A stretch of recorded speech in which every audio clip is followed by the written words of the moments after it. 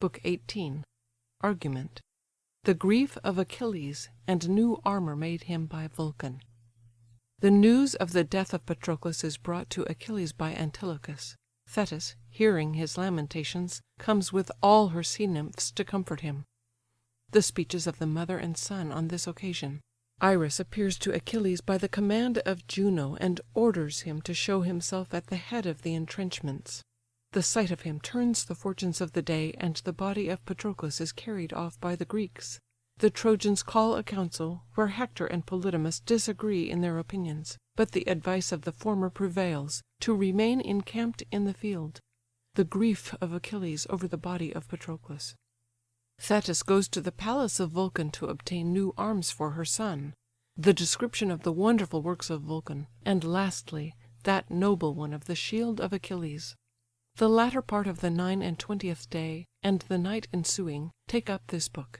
The scene is at Achilles' tent on the seashore, from whence it changes to the palace of Vulcan. Thus like the rage of fire the combat burns, and now it rises, now it sinks by turns. Meanwhile, where Hellespont's broad waters flow, stood Nestor's son, the messenger of woe. There sat Achilles, shaded by his sails, on hoisted yards extended to the gales. Pensive he sat, for all that fate designed rose in sad prospect to his boding mind. Thus to his soul he said: "Ah, what constrains the Greeks, late victors, now to quit the plains? Is this the day which heaven so long ordained to sink me with the weight of woe?" So Thetis warned, when by a Trojan hand the bravest of the Myrmidonian band should lose the light. Fulfilled is that decree. Fallen is the warrior, and Patroclus he. In vain I charged him soon to quit the plain, and warned to shun Hectorian force in vain. Thus while he thinks, Antilochus appears, and tells the melancholy tale with tears. "Sad tidings, son of Peleus, thou must hear, and wretched I, the unwilling messenger. Dead is Patroclus, for his corse they fight, his naked corse, his arms are Hector's right." A sudden horror shot through all the chief, and wrapped his senses in the cloud of grief. Cast on the ground, with furious hands he spread the scorching ashes o'er his graceful head. His purple garments, and his golden hairs, those he deforms with dust, and these he tears. On the hard soil his groaning breast he threw, and rolled and grovelled as to earth he grew. The virgin captives with disordered charms, won by his own or by Patroclus' arms, rush'd from their tents with cries, and gathering round, beat their white breasts, and fainted on the ground; while Nestor's son sustains a manlier part, and mourns the warrior with a warrior's heart, hangs on his arms amidst his frantic woe, and oft prevents the meditated blow. Far in the deep abysses of the main, with hoary Nereus and the watery train, the mother goddess from her crystal throne heard his loud cries, and answered groan for groan. The circling Nereids with their mistress weep, and all the sea-green sisters of the deep, Thalia, Glauce, every watery name, Nesaea mild, and silver Spio came. Samothoe and Samodose were nigh, and the blue languish of soft Aleazi. Their locks Actaea and Limnore rear, then Proto, Doris, Panope appear, Thoa, Phaerusa, Doto, Melita, Agave gentle, and Amphithoe gay. Next Callianira, Callianassa show their sister looks, Dexamene the slow, and swift Dynamene now cut the tides, Iaira now the verdant wave divides, Nemertes with Apseudes lifts the head, bright Galatea quits her pearly bed. These Orythia, Clymene attend, Maera, Amphinome the train extend, and black Genera, and Janassa fair, and Amathaea with her amber hair. All these, and all that deep in ocean held their sacred seats, the glimmering grotto filled. Each beat her ivory breast with silent woe, till Thetis' sorrows thus began to flow. Hear me, and judge, ye sisters of the main, how just a cause has Thetis to complain. How wretched, were I mortal, were my fate; how more than wretched in the immortal state! Sprung from my bed a godlike hero came, the bravest far that ever bore the name. Like some fair olive, by my careful hand He grew, he flourish'd, and adorn'd the land. To Troy I sent him, but the fates ordain He never, never must return again. So short a space the light of heaven to view, So short, alas! and fill'd with anguish too. Hear how his sorrows echo through the shore; I cannot ease them, but I must deplore. I go at least to bear a tender part, And mourn my loved one with a mother's heart." She said, and left the caverns of the main, All bathed in tears; the melancholy train Attend her way; wide opening part the tides, While the long pomp the silver wave divides. Approaching now, they touch'd the Trojan land, Then, two by two, ascended up the strand. The immortal mother, standing close beside Her mournful offspring, to his sighs replied. Along the coast their mingled clamours ran, And thus the silver footed dame began: "Why mourns my son? Thy late preferr'd request The god has granted, and the Greeks distress'd. Why mourns my son? Thy anguish let me share, Reveal the cause, and trust a parent's care." He, deeply groaning: "To this cureless grief Not even the Thunderer's favour brings relief. Patroclus, ah, say, goddess, can I boast a pleasure now? Revenge itself is lost. Patroclus, loved of all my martial train, Beyond mankind, beyond myself, is slain. Lost are those arms the gods themselves bestow'd On Peleus; Hector bears the glorious load. Cursed be that day, when all the powers above Thy charms submitted to a mortal love! Oh, hadst thou still, a sister of the main, Pursued the pleasures of the watery reign, And happier Peleus, less ambitious, led A mortal beauty to his equal bed, Ere the sad fruit of thy unhappy womb Had caused such sorrows past, and woes to come. For soon, alas! that wretched offspring slain, New woes, new sorrows shall create again. 'Tis not in fate the alternate now to give; Patroclus dead, Achilles hates to live. Let me revenge it on proud Hector's heart, Let his last spirit smoke upon my dart. On these conditions will I breathe; till then I blush to walk among the race of men." A flood of tears at this the goddess shed: "Ah then, I see thee dying, see thee dead! When Hector falls, thou diest." "Let Hector die, and let me fall!" Achilles made reply. "Far lies Patroclus from his native plain; He fell, and falling, wish'd my aid in vain. Ah then, since from this miserable day I cast all hope of my return away, Since unrevenged 100 ghosts demand The fate of Hector from Achilles' hand; Since here, for brutal courage far renown'd, I live an idle burden to the ground; Others in council famed for nobler skill, More useful to preserve than I to kill; Let me: but oh, ye gracious powers above, Wrath and revenge from men and gods remove; Far, far too dear to every mortal breast, Sweet to the soul as honey to the taste, Gathering like vapours of a noxious kind From fiery blood, and darkening all the mind. Me Agamemnon, urged to deadly hate, 'Tis past, I quell it, I resign to fate. Yes, I will meet the murderer of my friend, Or, if the gods ordain it, meet my end.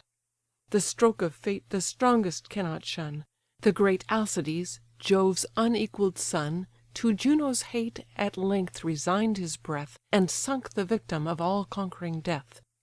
So shall Achilles fall, stretch'd pale and dead, No more the Grecian hope, or Trojan dread. Let me this instant rush into the fields, And reap what glory life's short harvest yields. Shall I not force some widow'd dame to tear With frantic hands her long dishevell'd hair? Shall I not force her breast to heave with sighs, And the soft tears to trickle from her eyes? Yes, I shall give the fair those mournful charms. In vain you hold me: hence, my arms, my arms! Soon shall the sanguine torrent spread so wide, That all shall know Achilles swells the tide." "My son (Cerulean Thetis made reply, To fate submitting with a secret sigh), The host to succour, and thy friends to save, Is worthy thee, the duty of the brave. But canst thou, naked, issue to the plains? Thy radiant arms the Trojan foe detains.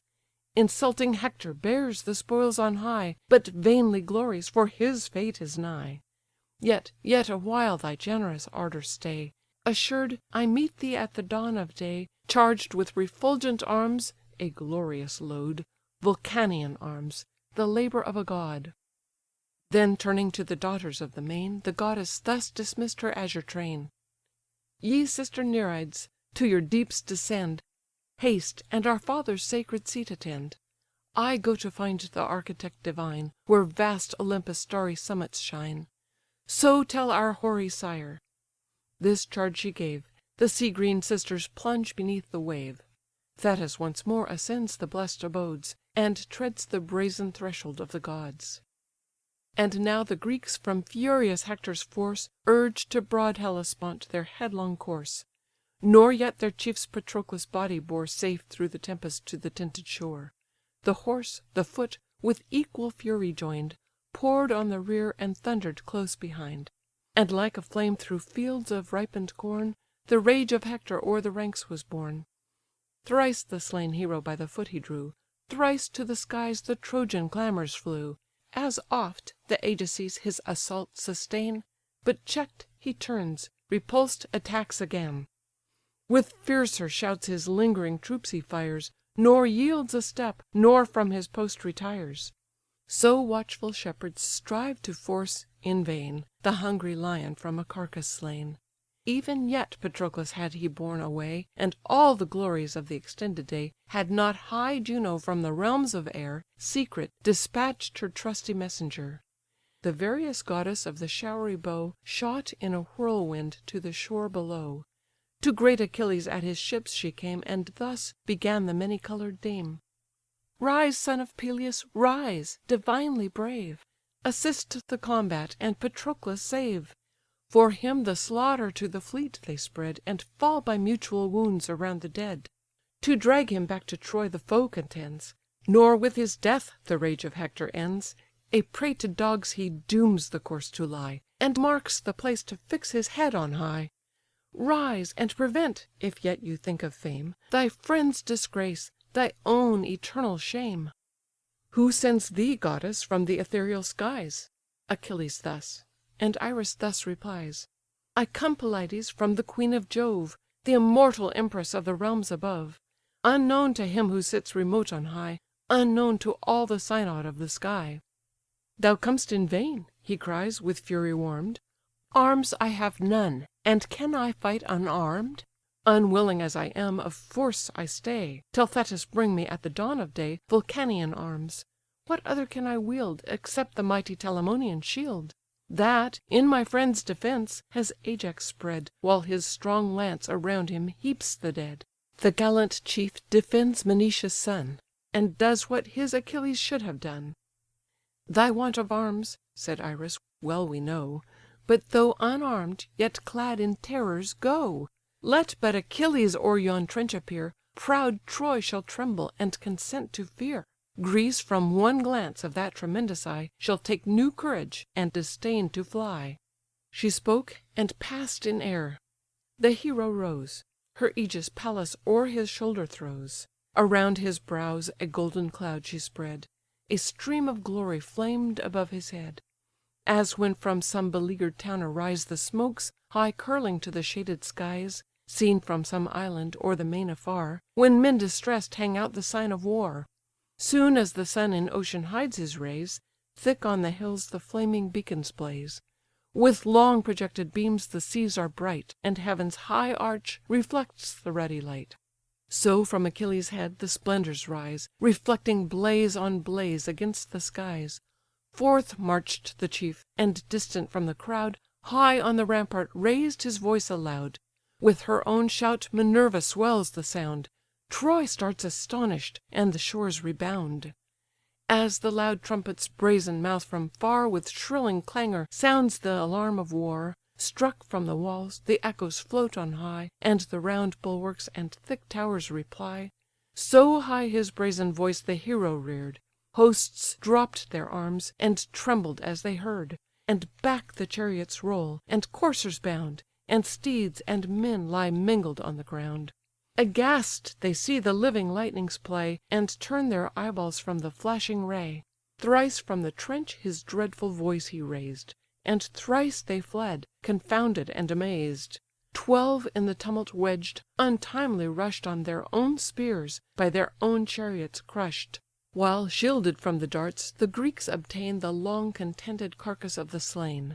A lofty bier the breathless warrior bears; around, his sad companions melt in tears; but chief Achilles, bending down his head, pours unavailing sorrows o'er the dead, whom late triumphant with his steeds and car he sent refulgent to the field of war. Unhappy change! Now senseless, pale, he found, stretch'd forth, and gash'd with many a gaping wound.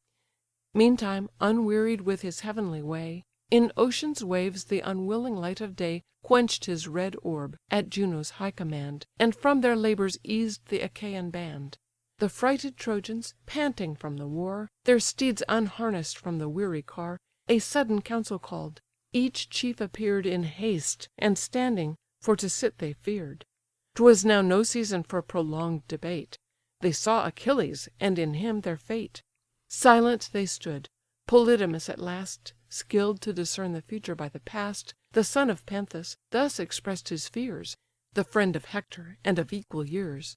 The selfsame night to both a being gave, one wise in council, one in action brave. In free debate, my friends, your sentence speak; for me, I move before the morning break to raise our camp. Too dangerous here our post, far from Troy walls, and on a naked coast. I deem'd not Greeceful so dreadful, while engaged in mutual feuds her king and hero raged. Then, while we hoped our armies might prevail, we boldly camp'd beside 1,000 sail. I dread Pelides now; his rage of mind not long continues to the shores confined, nor to the fields, where long in equal fray contending nations won and lost the day. For Troy, shall henceforth be the strife, and the hard contest not for fame but life.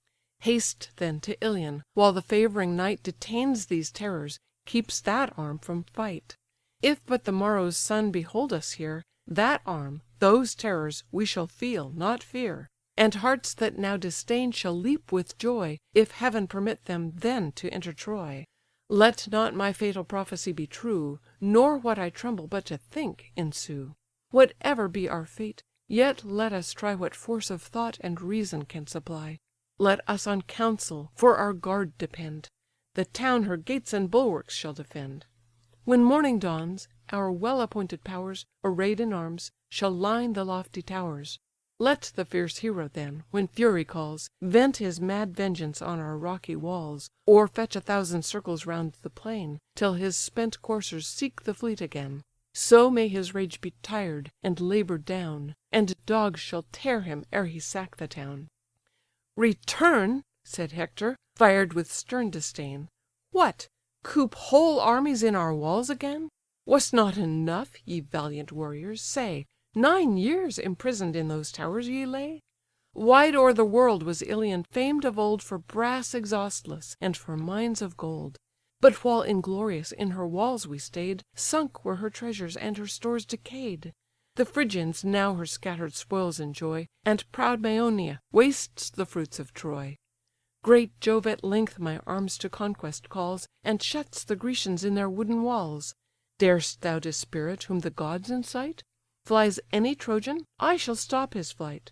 To better counsel then attention lend; Take due refreshment, and the watch attend. If there be one whose riches cost him care, Forth let him bring them for the troops to share.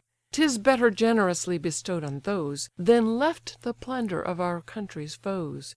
Soon as the morn the purple orient warms, Fierce on yon navy will we pour our arms.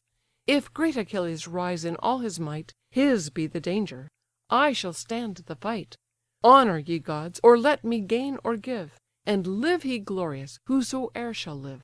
Mars is our common lord, alike to all, And oft the victor triumphs but to fall."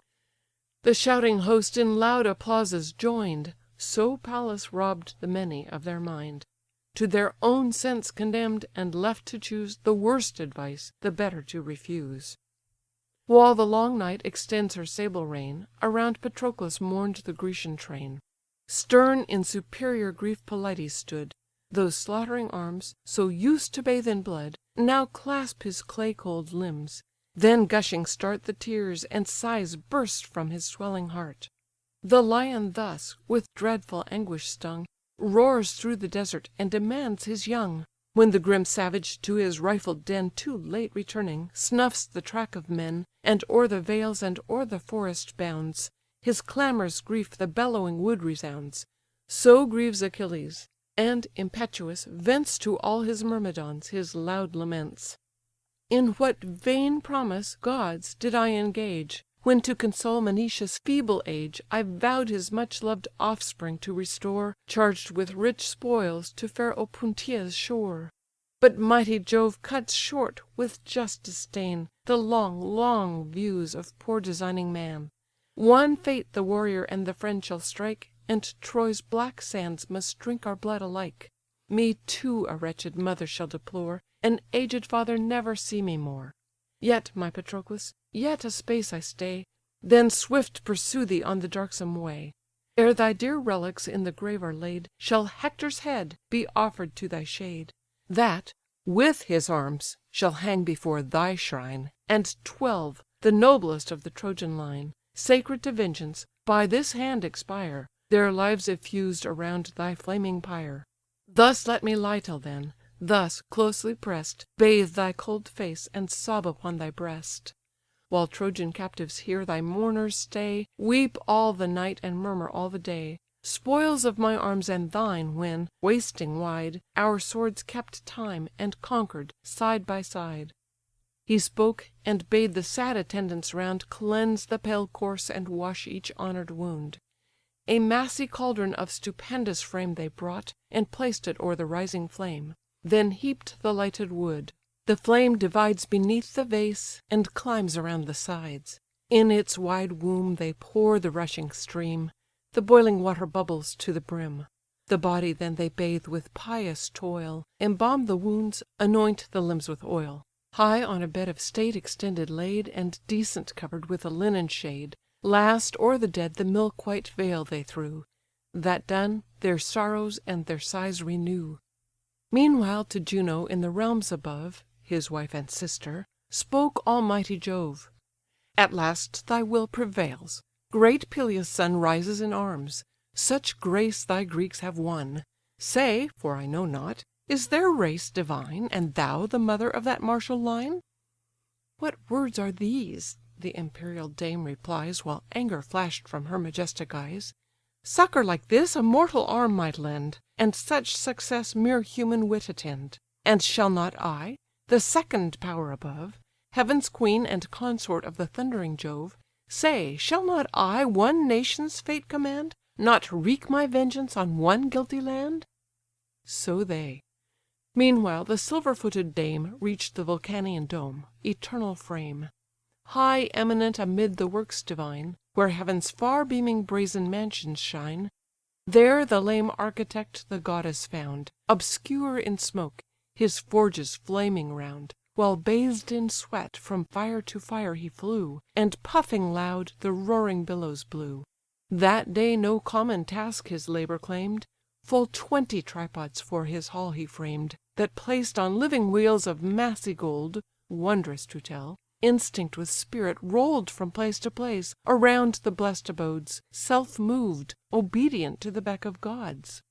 For their fair handles now, ore wrought with flowers, in moulds prepared, the glowing ore he pours. Just as responsive to his thought the frame stood prompt to move, the azure goddess came. Charis, his spouse, a grace divinely fair, with purple fillets round her braided hair, observed her entering; her soft hand she press'd, and, smiling, thus the watery queen address'd: "What, goddess, this unusual favour draws? All hail and welcome, whatsoe'er the cause. Till now a stranger, in a happy hour Approach and taste the dainties of the bower."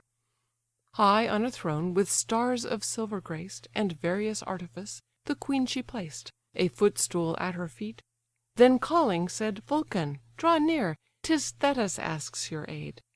"Thetis," replied the god, "our powers may claim, an ever dear, an ever honour'd name. When my proud mother hurl'd me from the sky, my awkward form it seems displeased her eye; she, and Eurynome, my griefs redress'd, and soft received me on their silver breast. Even then these arts employ'd my infant thought, chains, bracelets, pendants, all their toys I wrought. 9 years kept secret in the dark abode, secure I lay, concealed from man and god. Deep in a cavern'd rock my days were led, the rushing ocean murmur'd o'er my head. Now, since her presence glads our mansion, say, for such desert what service can I pay? Vouchsafe, O Thetis, at our board to share the genial rites and hospitable fare, while I the labours of the forge forego, and bid the roaring bellows cease to blow." Then from his anvil the lame artist rose, wide with distorted legs oblique he goes, and stills the bellows, and, in order laid, locks in their chests his instruments of trade. Then with a sponge the sooty workman dress'd his brawny arms embrown'd, and hairy breast. With his huge sceptre graced, and red attire, came halting forth the sovereign of the fire. The monarch's steps 2 female forms uphold, that moved and breathed in animated gold, to whom was voice, and sense, and science given of works divine, such wonders are in heaven. On these supported, with unequal gait, he reach'd the throne where pensive Thetis sate. There placed beside her on the shining frame, he thus addressed the silver-footed dame: "Thee welcome, goddess! What occasion calls, so long a stranger, to these honour'd walls? 'Tis thine, fair Thetis, the command to lay, and Vulcan's joy and duty to obey." To whom the mournful mother thus replies, the crystal drops stood trembling in her eyes: "O Vulcan, say, was ever breast divine so pierced with sorrows, so overwhelm'd as mine? Of all the goddesses, did Jove prepare for Thetis only such a weight of care? I, only I, of all the watery race By force subjected to a man's embrace, Who, sinking now with age and sorrow, pays the mighty fine imposed on length of days. Sprung from my bed, a godlike hero came, the bravest sure that ever bore the name. Like some fair plant beneath my careful hand he grew, he flourished and he graced the land. To Troy I sent him, but his native shore never, never shall receive him more. Even while he lives he wastes with secret woe, nor I, a goddess, can retard the blow. Robb'd of the prize the Grecian suffrage gave, the king of nations forced his royal slave. For this he grieved, and till the Greeks oppress'd required his arm, he sorrow'd unredress'd. Large gifts they promise, and their elders send. In vain: he arms not, but permits his friend his arms, his steeds, his forces to employ. He marches, combats, almost conquers Troy; then slain by Phœbus (Hector had the name), at once resigns his armour, life, and fame. But thou, in pity, by my prayer be won, grace with immortal arms this short-lived son, and to the field in martial pomp restore, to shine with glory, till he shines no more." To her the artist god: "Thy griefs resign, secure, what Vulcan can, is ever thine. Oh, could I hide him from the fates as well, Or with these hands the cruel stroke repel, As I shall forge most envied arms, the gaze Of wondering ages and the world's amaze." Thus having said, the father of the fires To the black labours of his forge retires. Soon as he bade them blow, the bellows turn'd Their iron mouths, and where the furnace burn'd, Resounding breathed. At once the blast expires, And 20 forges catch at once the fires. Just as the god directs, now loud, now low, They raise a tempest, or they gently blow. In hissing flames huge silver bars are roll'd, And stubborn brass, and tin, and solid gold. Before, deep fix'd the eternal anvils stand, The ponderous hammer loads his better hand, His left with tongs turns the vex'd metal round, And thick strong strokes the doubling vaults rebound. Then first he form'd the immense and solid shield. Rich various artifice emblazed the field; Its utmost verge a threefold circle bound, A silver chain suspends the massy round. 5 ample plates the broad expanse compose, And godlike labours on the surface rose. There shone the image of the master mind; There earth, there heaven, there ocean he design'd; The unwearied sun, the moon completely round, The starry lights that heaven's high convex crown'd, The Pleiades, Hyads with the northern team, And great Orion's more refulgent beam; To which, around the axle of the sky, The bear, revolving, points his golden eye, Still shines exalted on the ethereal plain, Nor bathes his blazing forehead in the main. Two cities radiant on the shield appear, The image one of peace, and one of war. Here sacred pomp and genial feast delight, And solemn dance, and hymeneal rite. Along the street the new-made brides are led, With torches flaming, to the nuptial bed. The youthful dancers in a circle bound To the soft flute, and cithern's silver sound. Through the fair streets the matrons in a row Stand in their porches, and enjoy the show. There in the forum swarm a numerous train, The subject of debate, a townsman slain. One pleads the fine discharged, which one denied, And bade the public and the laws decide. The witness is produced on either hand, For this or that the partial people stand. The appointed heralds still the noisy bands, And form a ring, with sceptres in their hands. On seats of stone, within the sacred place, The reverend elders nodded o'er the case. Alternate, each the attesting sceptre took, And rising solemn, each his sentence spoke. 2 golden talents lay amidst, in sight, The prize of him who best adjudged the right. Another part, a prospect differing far, Glow'd with refulgent arms, and horrid war. 2 mighty hosts a leaguer'd town embrace, And one would pillage, one would burn the place. Meantime the townsmen, arm'd with silent care, A secret ambush on the foe prepare.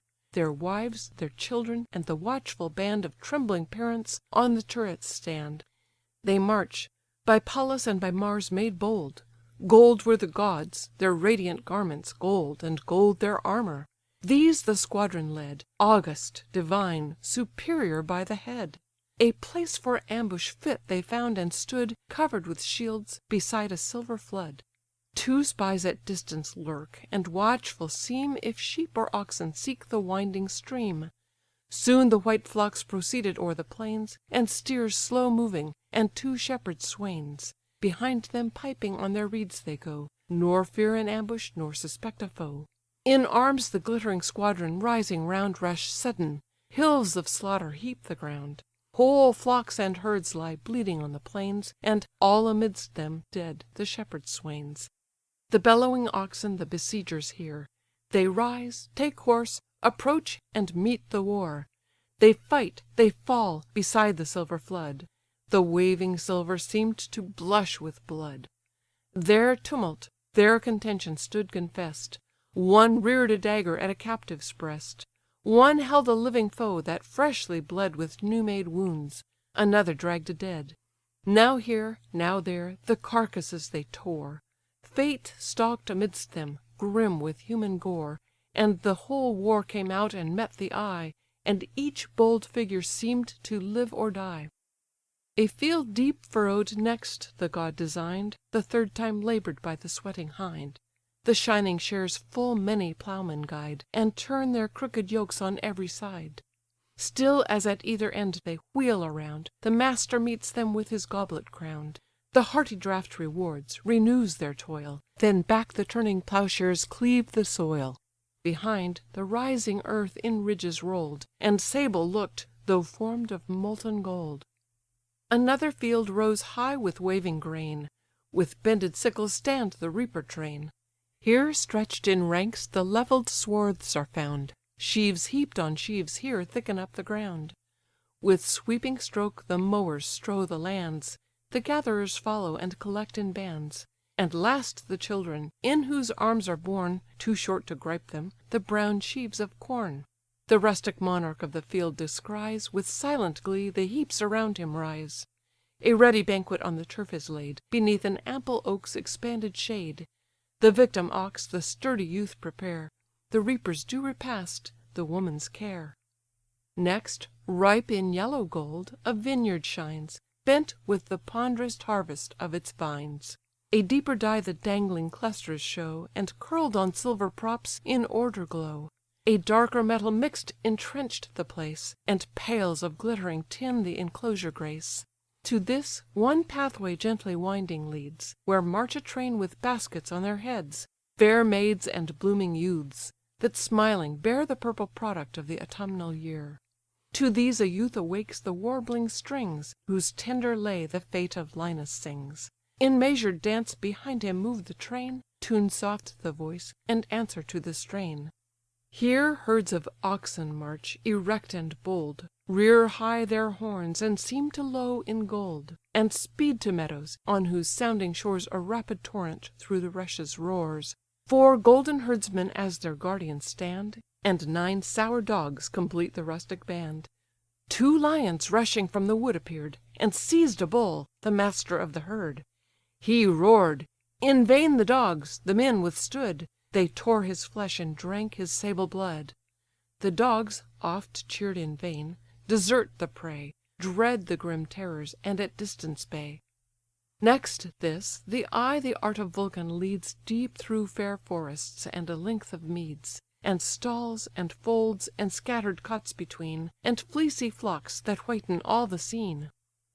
A figured dance succeeds: such once was seen In lofty Gnossus for the Cretan queen, Form'd by Daedalian art; a comely band Of youths and maidens bounding hand in hand; The maids in soft simars of linen dress'd, The youths all graceful in the glossy vest; Of those, the locks with flowery wreath enroll'd; Of these, the sides adorned with swords of gold, That glittering gay from silver belts depend. Now all at once they rise, at once descend, With well taught feet; now shape in oblique ways, Confusedly regular, the moving maze; Now forth at once, too swift for sight, they spring, And undistinguish'd blend the flying ring. So whirls a wheel, in giddy circle toss'd, And, rapid as it runs, the single spokes are lost. The gazing multitudes admire around, 2 active tumblers in the centre bound; Now high, now low, their pliant limbs they bend, And general songs the sprightly revel end. Thus the broad shield complete the artist crown'd With his last hand, and pour'd the ocean round. In living silver seem'd the waves to roll, And beat the buckler's verge, and bound the whole. This done, whate'er a warrior's use requires He forged: the cuirass that outshone the fires, The greaves of ductile tin, the helm impress'd With various sculpture, and the golden crest. At Thetis' feet the finish'd labour lay; She, as a falcon, cuts the aerial way, Swift from Olympus' snowy summit flies, And bears the blazing present through the skies. Book 18.